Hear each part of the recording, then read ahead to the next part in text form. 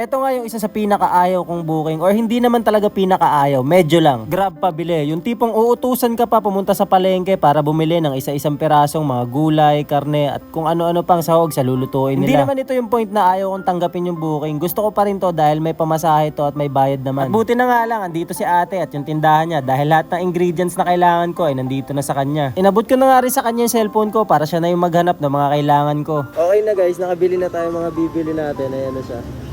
At kulang lang natin isang saging na saba. Saging na lakatan kasi saging na saba yung available dito. Tapos sarado pa yung iba. Good sa rin to kasi yung fare nito malaki. Tapos dyan lang sa may halos 5 kanto lang yung layo nito sa akin. Yun. Haha! Lakatan na. Nakakita tayo ng lakatan guys. Magkano? 110? Ganda mo na. Salamat. Guys, na tayo. Punta na tayo dun sa customer natin.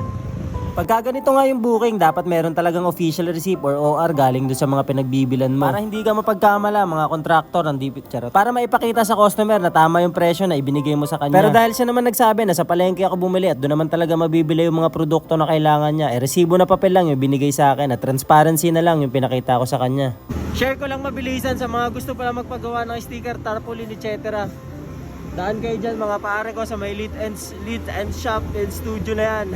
Pwede kayo magpagawa sa kanila mga tol sa online. Pwede nyo i-PM yung page nila. Tapos palalamove nyo na lang yung papagawa nyong product. Pero ang location ng shop nila dito sa may sa may Gulod Malaya, San Mateo, Rizal. Pwede yan i-search sa may Google Maps mga boss. Ito yung mahirap pagpabili guys pag mag-aabono ka. Malaki nga siya pero ito yung nakakatakot kasi dito siya nakapino sa bulldozer.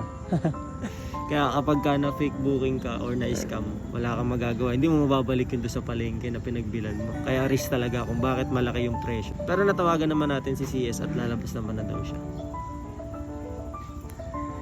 Ay, sige po, ma'am. Diyan na siya sa likod pala natin. Na-drop na natin guys yung product na pinabili sa atin ni ma'am. At ang total nung nabili niya is 819 pesos. Tapos binigyan ako ng 1,000 pesos at sinuklaan ko siya ng 150 na lang daw. Kaya meron tayong tip na hindi ko alam, kayo na mag-compute. Pero at least alam nyo na ngayon na pwede pala magpabili or magpapalengke. Pero wag naman sana palagi, no? Tapos sa atin lagi papasok kasi medyo mahababang oras yung gugugulin mo. Lalo kung wala sa isang tindahan, wala yung pinapabili mo, syempre lilipat ka pa nun. Compare sa dun sa isang tindahan lang na mayroon lahat. Ganun yung kadalasan kasi na-experience ko pagka nagkakaroon ako ng pag-grocery dito sa Grab. Pero at least alam nyo na sa mga customer din namin na nanonood, pwede po kayo magpabili. Yun nga lang, mas malaki yung delivery charge. Pero sure naman na makakarating sa inyo yun. Lalo pag ako.